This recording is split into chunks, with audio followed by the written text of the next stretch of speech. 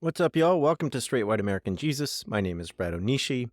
Today, I have the privilege of sharing with you a roundtable that I hosted back in April with just a number of great people. So I had a chance to talk to Andrew Seidel, constitutional lawyer, who is the author of American Crusade and The Founding Myth, and somebody who works at Americans United, as well as Katherine Stewart, who is the author of The Power Worshippers, and Rob Boston, who also works at Americans United and has been writing about the religious right since the 1990s. And so our conversation really focused on two questions. One of them was first, what is it that you're watching in the year ahead? What are the things that you're keeping an eye on, the things that you're worried about? Second, what are the things that give you hope? Where are the sources of light and of optimism in your mind? And what followed was just an incredibly fascinating, insightful, and I think in many ways affirming conversation. And I learned a lot talking to these folks, and I hope you will too. So thank you for listening. As always, find us at Straight White JC. Find me at Bradley Onishi. You can always use your help on PayPal or Patreon, and also Venmo. That's in the show notes. Catch everything we're doing at straightwhiteamericanjesus.com. Otherwise, here's the interview. You're listening to an Irreverent podcast. Visit irreverent.fm for more content from our amazing lineup of creators.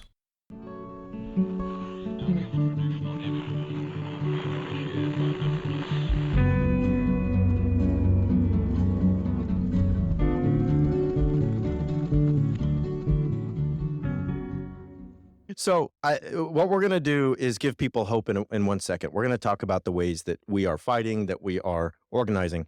But before we do that, I want to ask a question, and that's this. We've done a lot of historical work at this conference. We've talked a lot about what has taken place since the 50s or the 60s or the 90s or during the Trump presidency. I want to focus on the future real quick because I think it can sometimes be something that we don't lose sight of, but the urgency may slip from our minds at times. When it comes to religious liberty, Bible in schools, mandatory religious practice in schools, reproductive rights, trans rights, free and fair elections, what does a Trump or DeSantis or GOP presidency / control of Congress look like from 2024 to 2032? Just give me one issue. We're going to do hope in a minute, okay? But we got to do this first, all right? So, Rob, what do you think?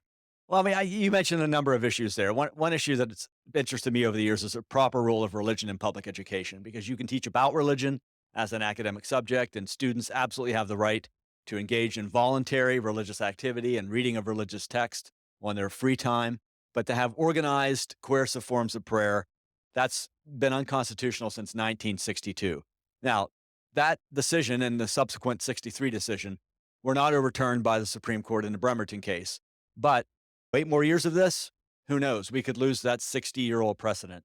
And then you're talking about public schools that essentially become the parochial school system for whatever religion happens to dominate in a given area. Be a disaster. On. So much to add to that, but we'll be brief. I'll take on reproductive rights for now. Don't be fooled by the Supreme Court's punting on the Pristone. This is a movement that is determined to ban all abortions from the moment of conception, or as I often hear at these national pro-life summits and right to life marches, from the moment of fertilization. They want to ban all abortions, but it's really linked to the assault on reproductive rights and bodily autonomy is linked to a broad range of rights. They won't be satisfied with banning abortions. They will go after various forms of birth control. This will reach very deep, not only into maternal medicine, where we already have a shocking and disgraceful level of maternal deaths in our country. If you look at the graphs over the last couple of years, it's like a hockey stick. It's going up as more and more restrictions come into play. But it's going to affect, they're not just going to go after women having abortions. They're going to go after friends, family, mail carriers, internet service providers, anybody who participates in the obtaining of an abortion. And I go to these right-wing and anti-abortion gatherings, and you hear the leaders speaking. They are adamant that they want to ban abortion all over the country. they don't see this as a quote unquote states' rights issue. They've never, it's always been this sort of incremental chipping away, chipping away, chipping away. And Supreme Court is a very, I think, politically sensitive body. They're like, oh gosh, well, we're afraid of the backlash. Depending on what happens in 2024, I think we could see them sort of carry out that agenda completely, and that's very frightening. I would agree with both of those for sure. Public schools, I'm deeply worried about. I mean, Christian nationalists are not just out to get vouchers and to get prayer into schools. They're trying to destroy the public school system. Read Catherine's books if you are not familiar with some of that. That is one of the goals of vouchers. Certainly, I concur on reproductive rights. Right, the end of Roe is just the beginning. They're coming for contraception, as she said. They're coming for everything. And I mean, I'm also deeply worried for my LGBTQ friends and family. They're coming for marriage equality. And they may even have the votes on the Supreme Court to do it. People forget that the only time John Roberts read a dissent from the bench was in the Obergefell decision, and you can go listen to it online right now. I mean, he is an angry person reading that dissent. And they don't even need him to overturn it. So, I mean, that is clearly the front, I think, that they want to fight on. They are looking at our trans brothers and sisters and siblings and saying we can divide the other side by targeting them. And that is one of the things they are trying to do. And if we're not careful, they'll be successful at it. I just want to talk briefly about state houses. And there was an attempt in 2022 to elect folks who were election deniers to be secretaries of state and so on. And that was fought tooth and nail and largely successful. Jenna Griswold in Colorado and other folks really were leading that fight. But I think ignoring how state legislatures are a part of the puzzle for a federal takeover is a big mistake. And I think there's a long-term plan, too, to make sure that if you control enough state legislatures, you can send fake electors. You can talk about independent state legislature theory. You can talk about passing constitutional amendments and so on and so forth. So, all right, we have a couple minutes before we're going to start questions, but I just want to ask now to turn to Hope and ask everybody, what is one either solution or way forward, or what is one thing you're seeing in terms of momentum or organizing that is giving you hope for the future? Yeah, on the question of hope, despite how dire we have sounded tonight, there is hope. There absolutely is hope. Look at the backlash that is building. You know, the America that the Supreme Court is trying to foist onto us is an America that does not work for this nation right now. And it certainly isn't going to work for it in the years to come. You can see this backlash building. When red states like Kentucky and Kansas vote by popular referendum to support abortion rights, when a red wave that we were supposed to see in the midterms elections fizzles out, when voters in Wisconsin go to the polls and put a progressive jurist on the Supreme Court and tip the balance, when the election deniers, as Brad indicated, many people thought would win, in fact, lose, there is grounds for hope. Now, understand me, this is going to be a long-term project. You need to be in this for the long haul. We are not going to get this back overnight, but we will get it back. If you think of Christian nationalism as a disease, the cure is separation of church and state. So our task is to rebuild that wall, as I said in the panel this afternoon, day by day, week by week, month by month, year by year, brick by brick. And I urge you, all of you, to be with us for the long haul in this project. That was amazing, and I agree. We can't fight this situation unless people really know what they're up against. And I'm seeing more and more folks who really understand what we're up against. I'm seeing folks who are more willing to engage in the in the work of democracy building. I think that we're actually engaging in the political process in meaningful ways.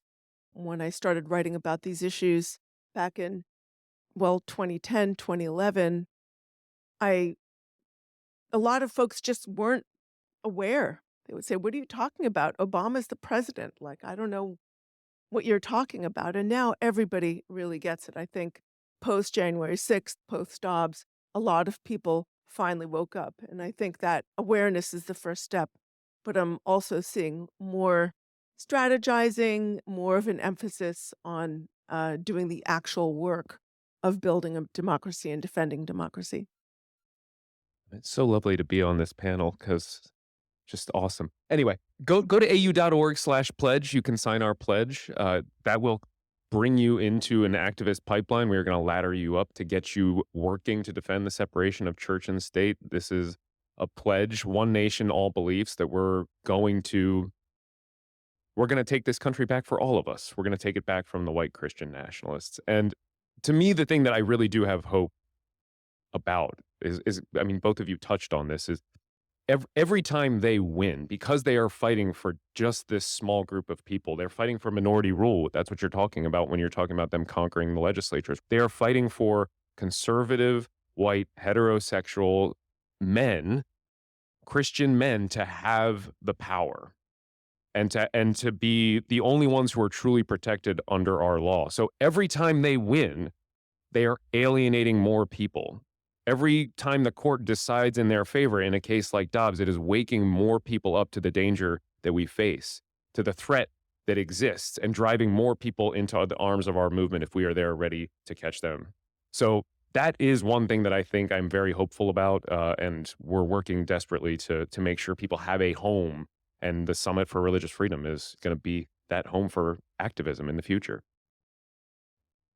I'll just say I get a chance to talk to young people quite a bit as a college professor. And here at the summit, I had a chance to interview several of the AU student fellows, and they give me a lot of hope. And I'll tell you, both of the folks who I interviewed come from places that we would consider red states. And if you listen to my show and you've heard me talk, I really don't like that way of categorizing things. Reverend Barber says there's no red states, there's oppressed states. And so the folks that we talked to this weekend are in places like Missouri, places like Tennessee, where from afar you might think, well, things have gotten really, really, really deeply right wing there in a short amount of time. And yet on the ground, there are people organizing. On the ground, there are people finding ways to be in solidarity, to not give up, and to say that if we are together, there's always hope. Right. And I think that's my encouragement if you're watching online or, if you're here this weekend is fatigue sets in when you're alone and when you allow the bad news to just seep in. Energizing and dynamism happens when you're together with others. And it's not about a short-term victory. Okay. And I just agree with Rob and everyone else that if you think this is okay, Christian nationalism is a disease and we're going to take some antibiotics, get that out of our system, and then we'll be back to playing golf and tennis and having a great time. It's not like that. Okay. It's not a cold that the nation gets over. It's a continual threat that the body politic here will face as long as any of us in the room are living and beyond, I am sure. So there's deep hope for me in the places that look like there is least hope, because there are people there who are finding ways, creative ways to fight back. All right. We want to now open up questions from the audience and folks who want to interject into the conversation. So if you have a question, feel free to signal me, and I'll try to get to you as soon as we can. So, okay, Jesse.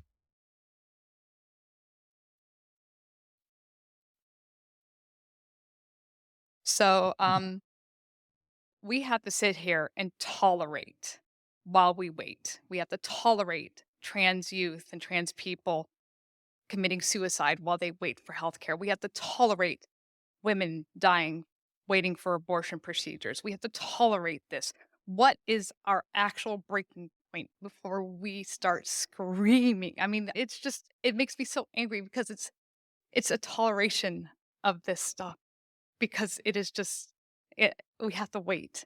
It's a waiting procedure until something's done in the courts, because we do it legally. We do it the right way. We do everything the right way, but we tolerate everything until then. So if you're with us online, I just want to reiterate the question. The question is, what is the breaking point? Because there are moments of tolerating the pain and the oppression that feel as if they just lead to a place of being unbearable. So what is the strategy for coping with that, and how does one do that? I want to say that we didn't get here overnight. We didn't get to this place. The movement spent 50 years investing in infrastructure building. Starting in the, I would say, late 1970s, early 1980s, they started investing in infrastructure. They started strategizing and they built their movement gradually and over time. And there's no magic bullet that's going to solve this. I mean, this type of political change takes time, it takes movement building, it takes infrastructure building. Sometimes I think about the words of the Reverend Kelly Brown Douglas, who whose relatives were enslaved, whose ancestors were enslaved, and she she says she says that her words give me hope. She said they fought for freedom. They fought for people they knew they were never even going to see, but they fought nevertheless. And I think that we are living in many ways in for many of us still have freedoms and we still have the ability to act and we have a responsibility and a duty to act not just for ourselves but for future generations and for people that we will never see. I often talk about that as planting trees. You're planting trees, you're never going to enjoy the shade of those trees. It's for future generations. I think that's part of it. I really do think it's worth emphasizing that we are playing and fighting a long game, and we are very behind. The other thing that I heard you mention, Jesse, in your question, and Catherine touched on it in her answer a little bit, is so, I'm a constitutional lawyer. So at these conferences, I get 5, 10 times people coming up with really great ideas for new legal arguments that are going to solve this problem. And that is not what is going to win us the day here. The courts are not going to save us. Um, and historically, I mean, if you look at our Supreme Court, historically, it's a very conservative and often retrogressive institution. We think of the Warren Court and the Burger Court, the court that gave us Gideon versus Wainwright. You have a right to counsel when you're accused of a crime. That gave us Roe versus Wade. That's the court that we think of. We think of it as this bastion of civil rights, but that's the outlier, right? For most of the court's history as an institution, it has not been that. It has been retrogressive. If anything, it's returning to the mean right now. So we cannot wait for the courts or the lawyers to save us. This has to be a much bigger movement than that. And if you're expecting somebody to just think of this brilliant legal argument under the 14th Amendment, or I've heard it many this weekend, it's not going to happen. Okay, this is going to be organizational. It's going to be building power and changing hearts and minds, and those people that are waking up to the danger of white Christian nationalism, welcoming them into this movement with open arms when they realize the threat that we face. Let me just say real quick, 1945, my relatives get out of incarceration camps during World War II. And if I would have stopped them in the United States, speaking of Earl Warren, right, for Japanese Americans, Earl Warren is not our favorite guy, nor is FDR. Just got to say it. Okay. I know some of you didn't like that. Okay. 1945, if I say to that uncle, hey, in 20 years, we're going to have a Voting Rights Act, a Civil Rights Act. We're going to have sweeping immigration reform that will bring Asian folks into the country in ways we've never seen before. We're going to have, in 1968, 1969, a racial coalition, a pan-racial coalition in the Bay Area that will give us the birth of ethnic studies, right? And that Black and brown and Asian folks will stand together at San Francisco State. That's all going to happen, and it's going to sweep through the nation. I think my uncle would have looked at me and said, no, it's not. So it's easy to say, hey, it's 2023. What's going to happen? It's bleak. Well, what's it going to look like in 2043? I think that's up to us. Okay. Yes, right here. Mike. Hi. In addition to all the horrors you've described up to now, there's also the attack on modern science, particularly Darwinian evolution, which is the foundation of modern biology and the life sciences. You can't understand how diseases propagate without understanding evolution. You can't understand how they're treated without that. People are questioning the age of the earth. I used to teach science years ago. What can we do to counter this massive attack on modern science, which is killing us in the modern world? Let me take a shot at that because that's been an issue that Americans United has worked on for decades. And of course, we we stopped the teaching of intelligent design in Dover, Pennsylvania in 2005. Some of you might remember that case. So definitely an issue near and dear to us. One of the things I think we need to do is help folks understand that if their children are not getting a good grounding in evolution in high school or junior high school or whatever grade level, when they go on to college, that's really going to put them at a disadvantage. And it may even choke off access to certain careers for these young people that haven't had this. That there's really no dispute here in the scientific community that this is well established, and that at any public university worth its salt, in the biology department, in the anthropology department, in the physical sciences department, this is going to be taught. Do you really want your child to be at that much of a disadvantage? So you bring it down to a level where folks can kind of understand the practical application. And I think that does help. But Mike, yeah, it's definitely challenging. I mean, the polls on this have been getting a little bit better as far as the number of Americans who believe in evolution and accept the reality of it. But we still lag behind a lot of other Western nations. We have a lot of work to do. One of the phrases that you said that struck me was "it's killing us." And I have a chapter in American Crusade, the COVID chapter, about what happened with the COVID cases, and it's that "religious freedom is killing us" is the title. And I mean, you really saw the kind of anti-science strain in American society, and especially in white Christian nationalism, come out during the pandemic.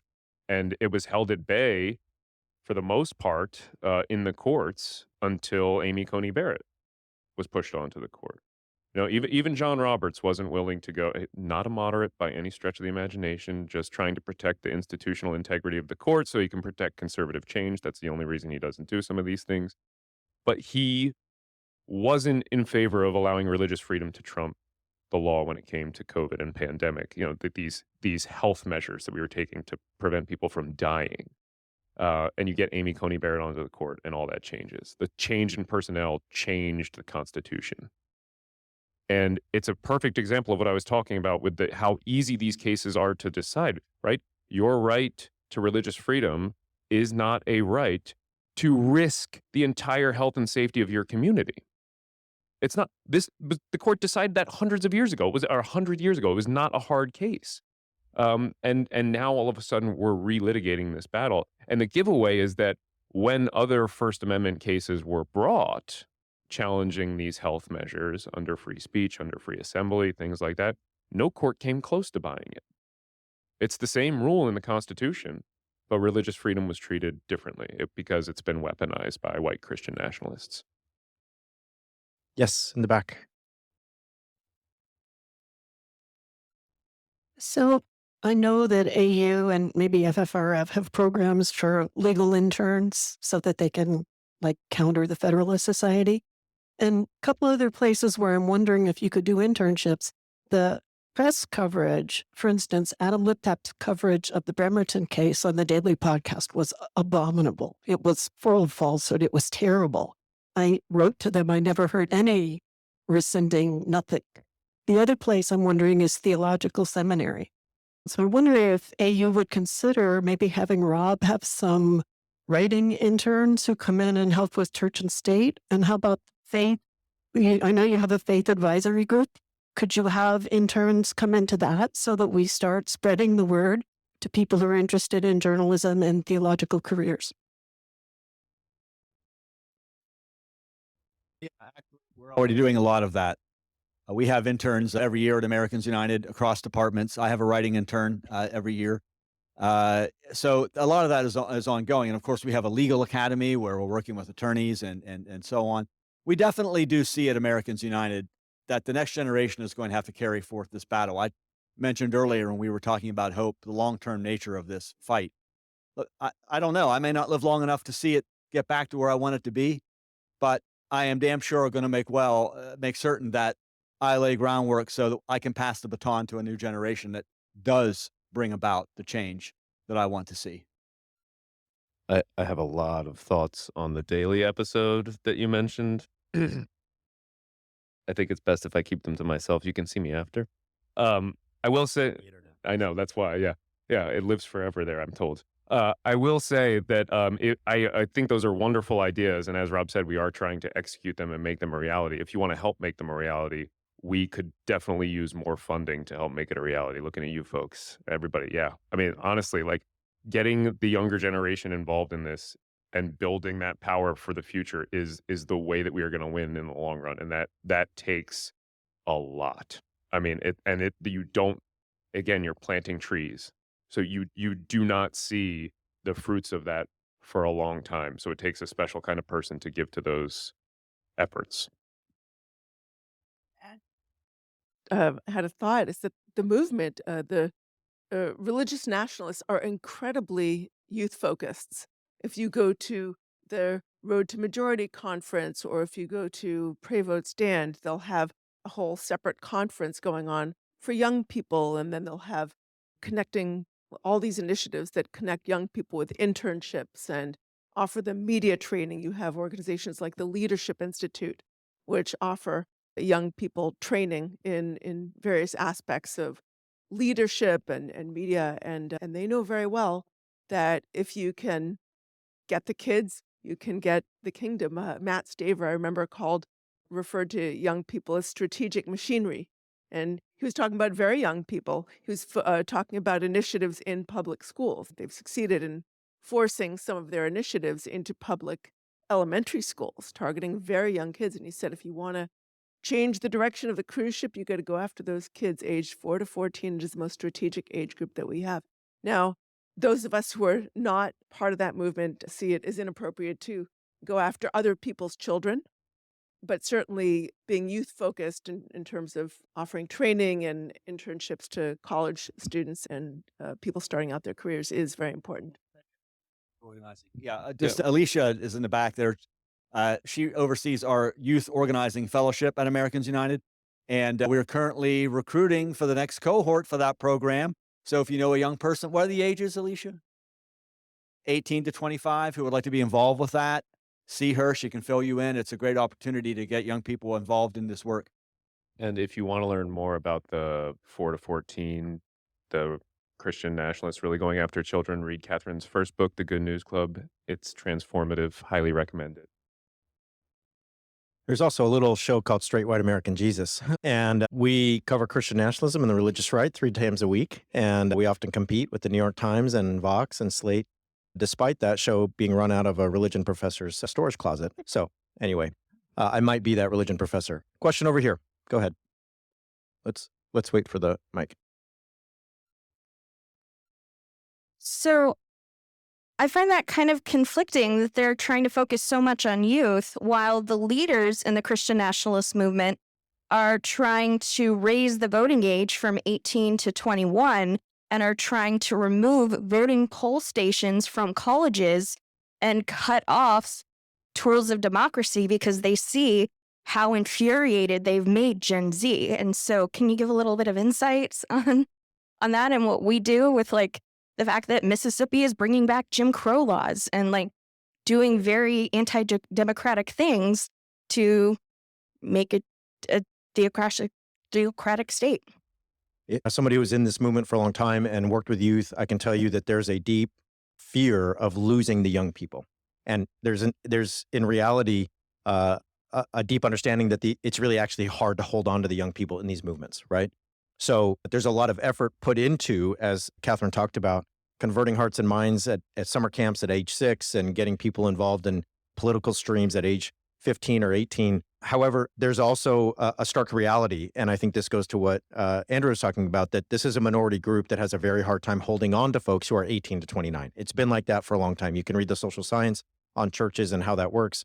So it seems conflicting, and I totally understand what you're saying, but I think it reflects a reality that they know if young people as a whole organize and participate across the country, as we saw in a place like Kansas a couple of months ago, as we saw in an off-season spring election for Supreme Court in Wisconsin a couple of weeks ago, then you're going to get results that don't favor the white Christian nationalists. And so, of course, they want to raise the voting age. Of course, they don't want, on the whole, young people to participate because they know that's not a demographic that's on their side. This is a graying movement. It doesn't mean it is a movement that is losing any sense of influence or power.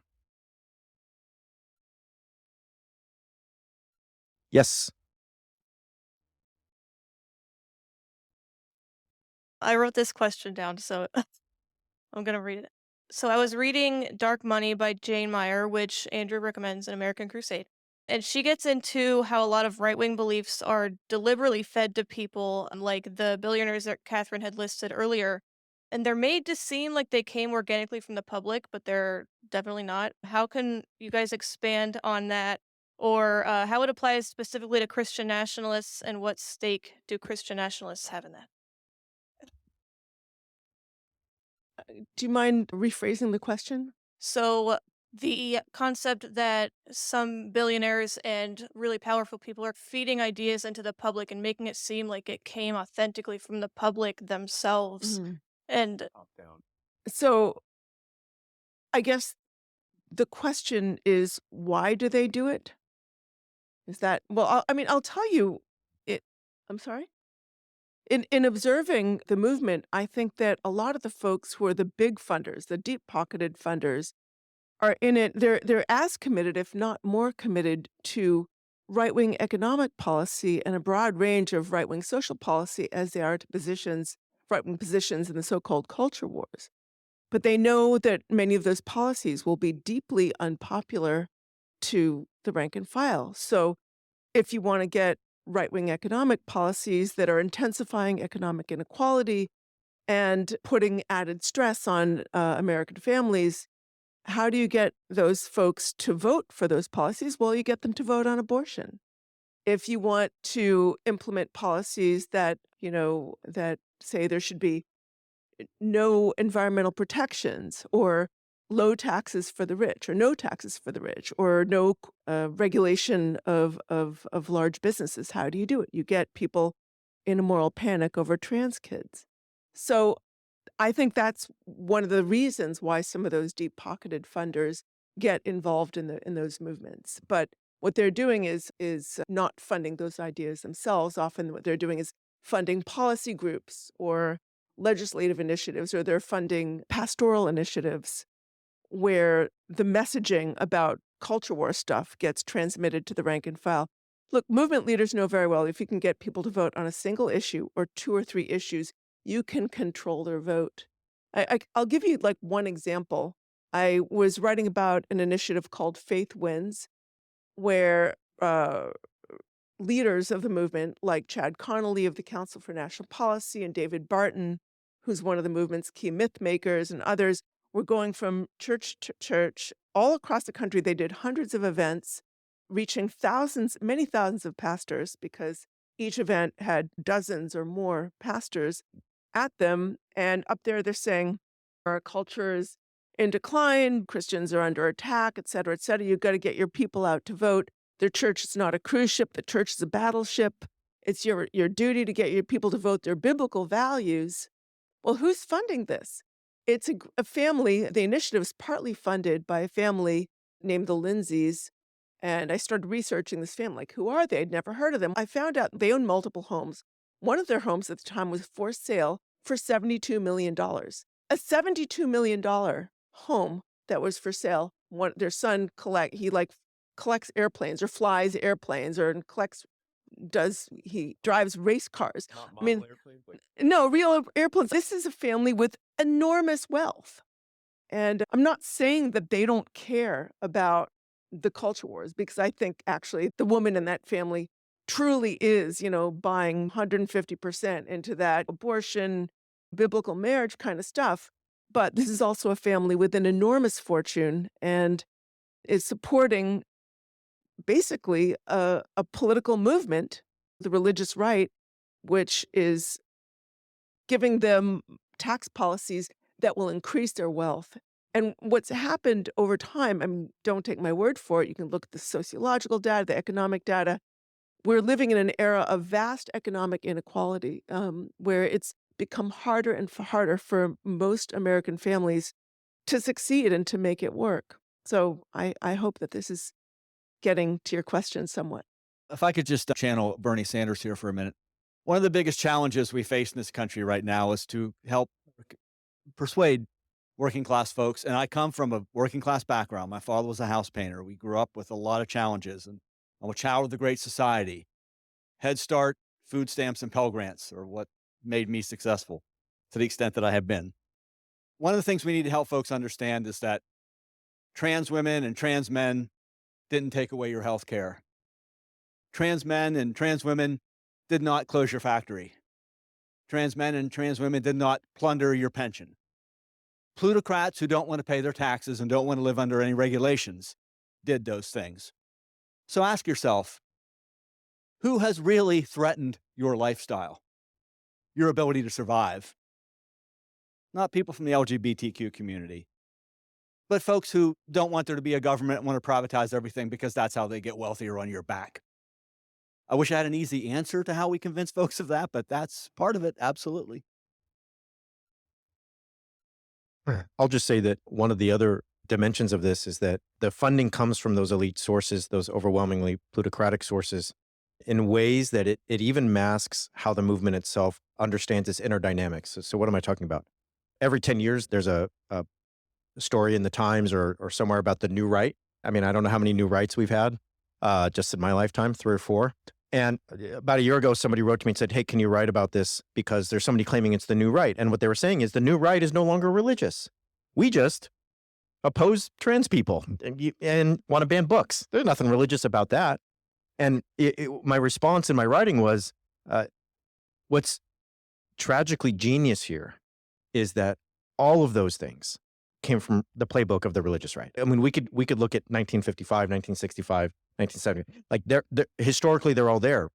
And yet the young up and comers who are supposedly right, the face of the new right, this new audacious conservative social movement, don't even realize right in their own movement. And so when people ask me about Christian nationalism, I'm like, there's something genius about that you can foster an identity so divorced from the sort of religious roots that found a movement and spread to a 28-year-old in New York City who's touted as the new face of the GOP, somebody who says, I'm not religious at all, has no idea that their positions were cultivated from religious sources, and yet is out there fighting the same culture war in the 3rd or 4th generation. There's something tragically genius about that. So on that very happy note, I think we're at time. And so I just want to say thank you to Andrew, to Rob, to Katherine for all their brilliance, and let's thank them.